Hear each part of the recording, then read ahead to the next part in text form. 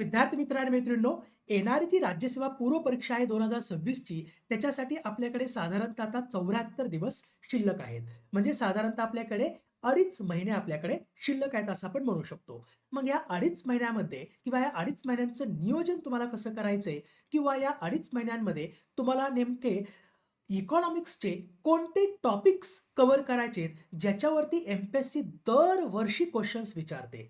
तर असे टॉपिक्स मी तुम्हाला सांगणार आहे, की ज्याच्यावरती तुम्हाला क्वेश्चन्स विचारले जातात आणि फक्त तेवढेच टॉपिक करा आणि ते टॉपिक नेमके कुठून करायचे, राइट? ते पण मी तुम्हाला सांगणार आहे. बस तेवढंच करा, त्याच्या बाहेर तुमचा क्वेश्चन जातच नाही. राइट? मी फक्त इकॉनॉमिक्सबद्दल तुम्हाला सांगणार आहे. या 74 दिवसांमध्ये तुम्ही कोणतेही 10 दिवस इकॉनॉमिक्ससाठी तुम्ही राखून ठेवा. राइट? आय नो की तुमचा आता अभ्यास झालेला असेल, परंतु आता आपल्याला रिव्हिजनची जास्त गरज आहे. कारण रिव्हिजनशिवाय रिव्हिजनशिवाय आपल्याला पर्याय नाहीये. तुम्ही जेवढ्यात जास्त रिव्हिजन टाकाल, तेवढं चांगलं आहे. कारण त्या रिव्हिजनमुळे आपला गोंधळ कमी उडतो आणि आपल्या ज्या सिली मिस्टेक एक्झाममध्ये होतात, त्या सिली मिस्टेक होत नाहीत. कशामुळं? मल्टिपल रिव्हिजन्स केल्यामुळं. आणि दुसरी गोष्ट म्हणजे क्वेश्चन सॉल्व्हिंगची प्रॅक्टिस. पी-वाय-क्यू प्लस एखादी कोणतीही टेस्ट सीरीज तुम्हाला जॉइन करायची आहे. जेणेकरून तुमची चांगली प्रॅक्टिस होईल आणि तुमचे जे एक्झाममधले क्वेश्चन्स आहेत, ते क्वेश्चन्स तुमचे चुकणार नाहीत. तर आपण या लेक्चरमध्ये राज्यसेवा पूर्व परीक्षा 2026च्या दृष्टिकोनातून इकॉनॉमिक्ससाठी काय करावं आणि काय नाही ते बघणार आहोत. बघा, तुकाराम महाराजांचं एक ओवी सुद्धा आहे त्यांच्या तुकाराम गाथेतली, की "साधुनी वचनाग खाती तोळा तोळा अनिकांते डोळा पाहावे. साधुनी भुजंग धरतील हाती अनिके कापती देखोनिया. असाध्य ते साध्य करिता सायास कारण अभ्यास तुका म्हणे." राइट? असाध्य ते साध्य करिता सायास कारण तुका म्हणे. म्हणजे कोणतीही असाध्य गोष्ट आपण साध्य करू शकतो, ती फक्त अभ्यासाने साध्य करू शकतो. "साधुनी बचनाग खाती तोळा तोळा." बचनाग काय आहे? बचनाग एक विषारी वनस्पती आहे. परंतु साधू ते बचनाग विषारी वनस्पती थोडी-थोडी खाऊन ते पचवतात. परंतु बऱ्याच लोकांना ते पाहवलं जात नाही. साधुनी भुजंग धरतील हाती. काही लोकं किंवा साधू हे प्रॅक्टिसनी साप पण पकडतात, परंतु बाकीच्यांना म्हणजे आणि की कापती देखोनिया ते त्यांच्या म्हणजे ते कापतात असे त्याला बघून, घाबरतात. "असाध्य ते साध्य करिता सायास कारण अभ्यास तुका म्हणे." राइट? कोणतीही गोष्ट आपण साध्य करू शकतो, त्याचं कारण अभ्यास पाहिजे. सो आपण मग आपल्या लेक्चरला सुरुवात करू. हां, आणखी एक गोष्ट आपण राज्यसेवा मुख्य परीक्षेच्या दृष्टिकोनातून आता जी राज्यसेवा मुख्य परीक्षा होणार आहे, राइट? त्याच्यासाठी आपण राज्यसेवा गुरुकुल 2025 प्रोग्राम हा लॉन्च केलेला आहे, राइट? तर याच्यामध्ये जे विद्यार्थी आता मुख्य परीक्षेला आहेत, जर त्यांनी या कोर्सला एनरोल केलं असेल, तर त्यांनी एनरोल करा. ज्याच्यामध्ये आपण जी-एस 1, 2, 3, 4 प्लस ई-एस-ए याची कंप्लीट तयारी याच्यामध्ये करून घेतलेली आहे. एवढंच नाही, तर तुम्हाला ॲन्सर रायटिंग प्रॅक्टिस आणि evaluation daily answer writing practice तुमच्याकडून करून घेतली जाते. एक आम्ही ग्रुप बनवलेला आहे. त्याच्यावरती डेली तुम्हाला आम्ही क्वेशन्स देतो. ते तुम्ही ॲन्सर लिहिले की लगेच त्यांना इव्हॅल्युएट करून आपण देतो. आम्ही देतो पर्सनली. सो टॉपर्सच्या ॲन्सर शीट आहे ते आम्ही शेअर करतो आणि दुसरं म्हणजे जे ऑफिसर्स आहेत, कालच आता एका आय-पी-एस अधिकाऱ्याचं पूर्णपणे जे मार्गदर्शन आहे एम-पी-एस-सी मुख्य परीक्षेसाठी ते आपण दिलेलं आहे. याचा फायदा काय आहे? तुम्ही जर हा प्रोग्राम जॉइन केला आणि तुमचं एम-पी-एस-सीतून उद्या सिलेक्शन झालं, तर टेक्स्टबुक तुम्हाला ₹1,00,000 कॅश रिवॉर्ड, एक प्रोत्साहनपर तुम्हाला हे बक्षीस देणार आहे. तर नक्की जॉइन करा. याच्यासाठी हा नंबर आहे. या नंबरवरती तुम्ही मेसेज करा आणि हा जो प्रोग्राम आहे, हा प्रोग्राम पूर्णपणे फ्री आहे. 94 039 33 33 45 हा प्रोग्राम कसा आहे? फ्री आहे. म्हणजे सर्व तुम्ही काय करू शकता? फ्रीमध्ये हा जो कोर्स आहे तो जॉइन करू शकता. चलो फिर. आता महत्त्वाचं आपल्यासाठी काय आहे? सगळ्यात महत्त्वाचा सिलेबस सगळ्यांना पाठ आहे. प्रिव्हियस इयर क्वेश्चन पेपर सगळे चेक म्हणजे सगळे सोडवत असतील याच्याशी काहीच वाद नाहीये. जर कोणी सोडवत नसेल प्रिव्हियस इयर क्वेश्चन्स तर ते सोडवा. कारण ते खूप महत्त्वाचं आहे. त्याची पूजा करा.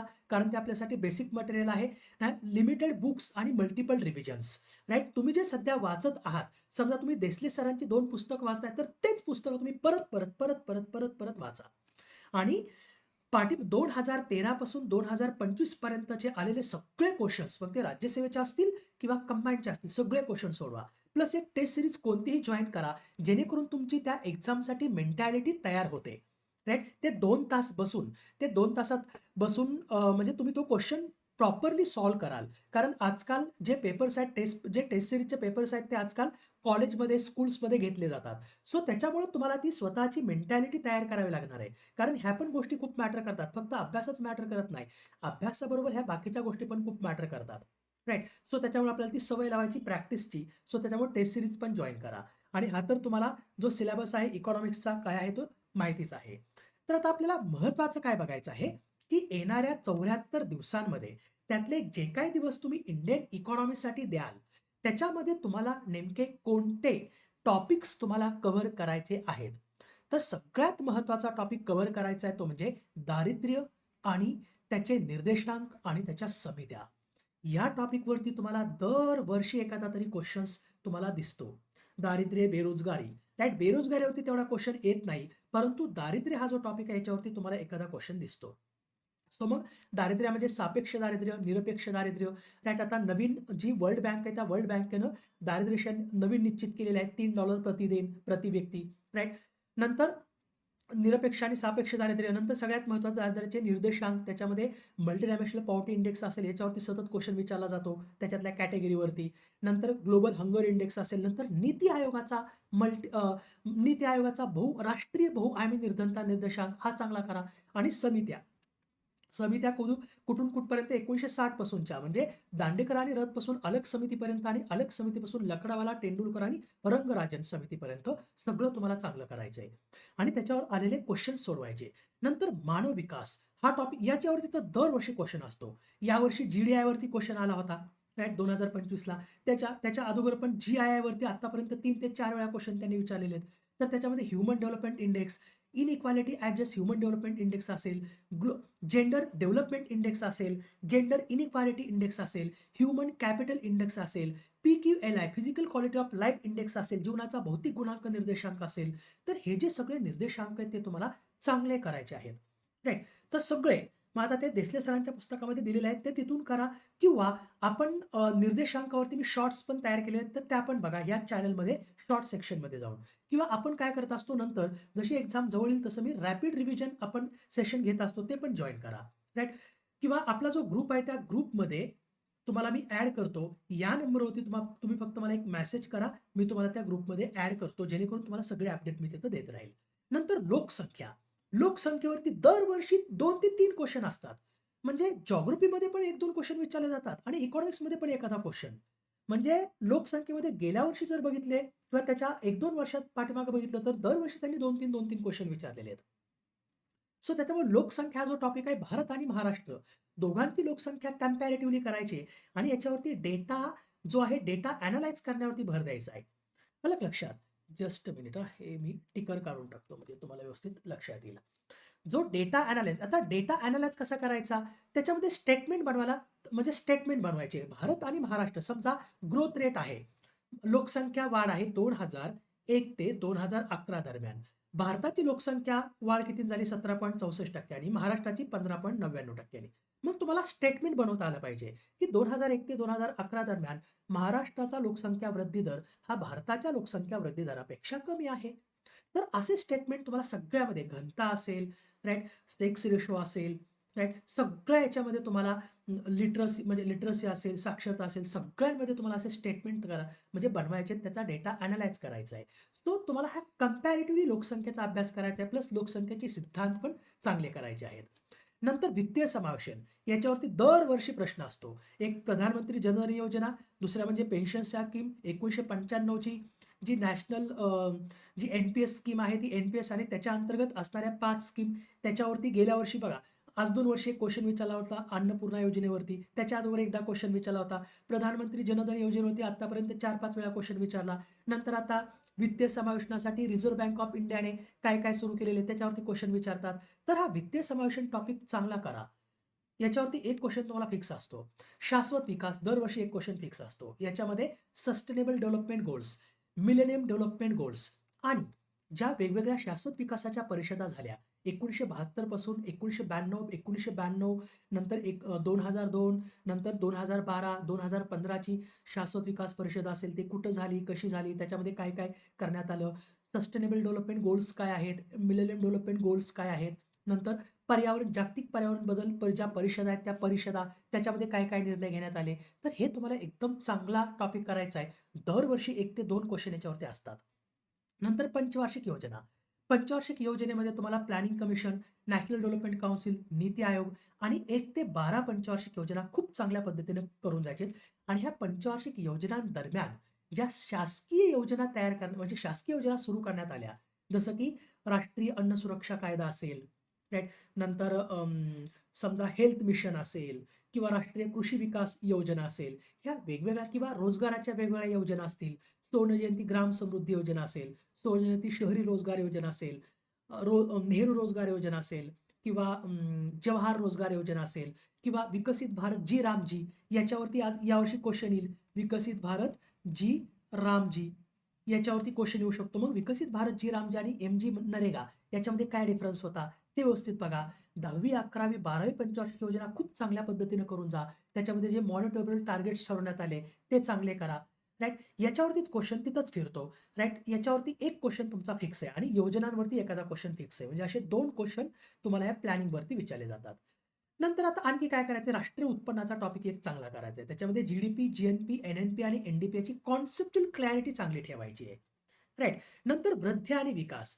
याच्यामध्ये वृद्धी आणि विकास जो आहे तो वृद्धी आणि विकास टॉपिकमध्ये तुम्हाला वृद्धी आणि विकास म्हणजे काय समजावून घ्यायचं आणि त्याच्यावर वेगवेगळ्या अर्थतज्ञांची जी मतं आहेत ते मतं तुम्हाला काय करायचे, ते मतं काय होती, जसं शुम्पेटर असेल, किंडलबर्जर असेल किंवा डॉक्टर अमर्त्य सेन असतील, राईट. यांची मतं काय काय होती आर्थिक वृद्धी आणि आर्थिक विकासाबाबत, हे तुम्हाला करायचं आहे. एक क्वेश्चन तरी फिक्स असतो त्याच्यावरती, राईट. तुम्हाला वाटल्यास मी त्याच्यावरची जी मतं आहेत ती तुम्हाला पाठवून देतो. तुम्ही फक्त मला व्हॉट्सअप करा, राईट. मी तुम्हाला आर्थिक वृद्धी आणि विकासाबाबतीत ज्या नोट्स बनवलेल्या आहेत त्या तुम्हाला मी पाठवून देतो.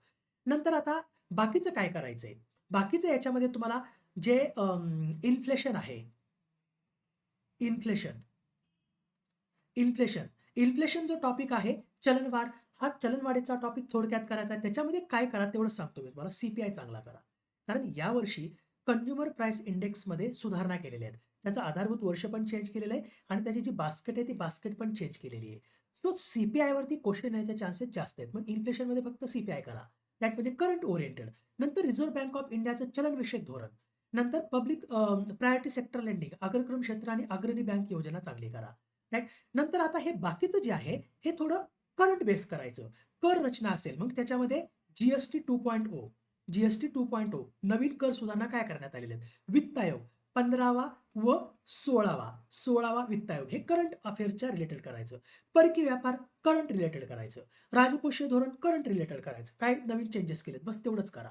करंट रिलेटेड याच्यामध्ये करायचं, संपूर्ण टॉपिक करण्याची आवश्यकता नाहीये. नंतर आंतरराष्ट्रीय संघटनांमध्ये तुम्हाला ब्रिक्स आणि ब्रिक्स प्लस काय आहे, नंतर IMF, वर्ल्ड बँक आणि WTO हे थोडक्यात करा, राईट. जेणेकरून याच्यावर जर क्वेश्चन आला तर तो तुमचा चुकणार नाही.